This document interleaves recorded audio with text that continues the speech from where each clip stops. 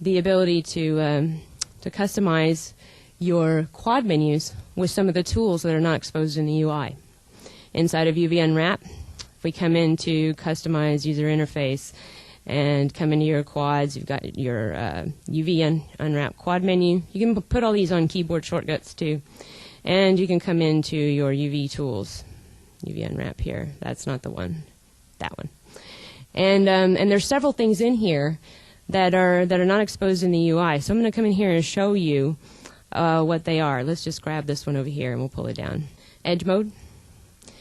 In Edge mode, you have the ability to go into Open Edge Select or Open Edge mode. So for in this particular case, if I want to go into Open Edge Select in this, I can come in and just grab all the open edges on the mesh and just select them here. So this is going to come in and find them all and grab them. And then I can come in and start stitching stuff together. I also have Open Edge Select, which is just essentially going to let me select an edge. Let's get out of Open Edge mode. Open Edge Select lets me select an edge and then say Open Edge Select, and it'll go grab all of the ones that are attached to it. Other way things that is here is UV Edge Select. UV Edge Select is kind of interesting because UV Edge Select is actually a loop, but it doesn't say loop, it says UV Edge Select. So a lot of people don't know about that. It is an edge loop inside of your UVs. And you can convert your selection, so if you need to convert this to verts or whatever it is, then you can do that as well. But edge loop inside of the UV Unwrap is called UV Edge Select, and this is it. Paint Select mode is also pretty neat. So if we come into Paint Select mode, you'll see that I can paint various selections in here. And you have brushes that you can decrease. There's tools to decrease and increase the brush size for this paint as well. So this is a file here. This is just a animation here that's got some tests, and it's got a problem here with the skinning. I'm going to use this file. It's just a simple file to show you some shortcuts for skin. A couple of things to do, and that is being able to skin characters very quickly. You can set up shortcuts. The listener actually hears what you're doing inside of Max, and you can record that, and you can bring them up and make them into shortcut keys. When I split those edges on that character that I did the unwrap, that was just a recording. If we come in here and look at this, it's just a recording of one thing I did one day. Knew I was going to do it all the time, took that entire paragraph, dragged it to the toolbar, and made myself a hotkey, a shortcut for it. And I can just make that a hotkey very easily. And I'll show you how to do that. One thing that I'm going to do that with is this file.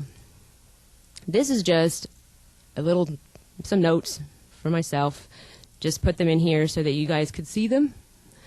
And that's also a little shortcut in the Max script window if your eyes are bad. Control mouse wheel will change your font size. You have a couple of utilities here for growing, shrinking, ring, and loop selection inside of skin. So I have put all those on my toolbar here. In this case, I have one more that I need to do. So I'm just going to pop this one down here, and now I have all four of them right down here.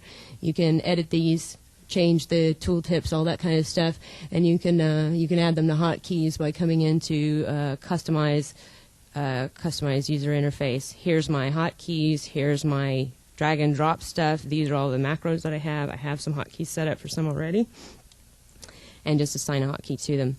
So so in this case, I'm going to go into Skin. And I'm just going to grab an envelope here. Let's just grab this one. And grab a couple of verts. And we'll just grow. And assign them. And just go grab a bone here. And, grow. And I'm using a hotkey to assign the weights as well. Like I said, you can go and, record things and put those onto hotkeys. So I have recorded a absolute weight value of 1 to a hotkey, so I can just pop those on there. And obviously, I have more bones in my hand than just this one at the end of the finger. This is just really for purposes of demonstration. This is not the way that I would really want to skin this hand, but you kind of get the impression of just how fast this is and how much of a help it's going to be. Here I've selected some here, and I'm just going to do a ring selection. It's going to grab them all, and I can come in and make adjustments to that. And you know, I can do ring and loop selections around the character's arms. So come in here and do a ring. Let's grab these. We'll do a ring. So now you can see I've got a ring all the way up here. And this functionality is exposed in MaxScript, so you just put these utilities. So I'm going to go ahead and, pull that back up again. Just to make sure that if you want to write it down, you can. I'm going to go ahead and move on to something else. So I have this character, let's say. This is just an example, but let's say this is an entire character, and the characters in your game might all have 3 fingers or 5 fingers or whatever it is. Or a lot of times you have similar heads that you switch out on characters. A lot of times you have clothing that you switch out on characters. And in this case, you know, I'm giving an example of sort of using the same hands on the characters. Now, you're not using the same hand geometry, but all your characters have hands, and you have to skin all those hands. So in this case, we're just going to take the one hand that we skinned, and we're going to use it on all the characters. So I have a file. I have something in here, actually, which is a hand, and it's just an editable poly, but it has skin weights stored in it.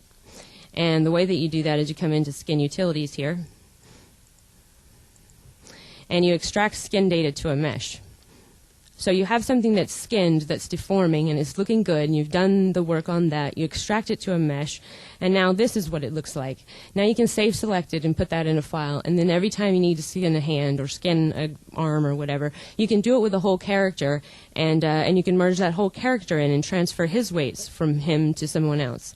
And because it's a model, you can come in and model it so that you can change its shape if you need it to be a little bit bigger. If, you know, one character is more muscular than the other, you can change its shape and sort of fit it around the next character before you transfer the skin weights.